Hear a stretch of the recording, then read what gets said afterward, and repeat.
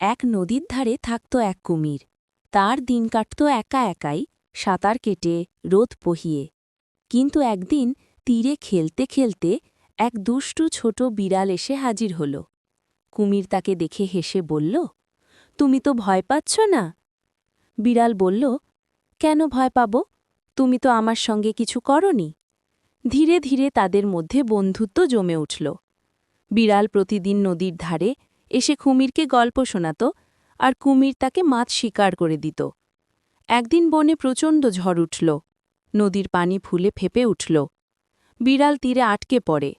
কুমির তৎক্ষণাৎ তাকে পিঠে তুলে নিরাপদ জায়গায় পৌঁছে দিল।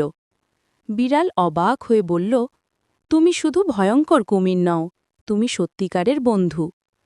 সেই থেকে কুমির আর বিড়াল প্রমাণ করল, আকার আকৃতি বা ভিন্নতা দিয়ে নয়, বিশ্বাস আর সহায়তায় আসল বন্ধুত্ব গড়ে তোলে।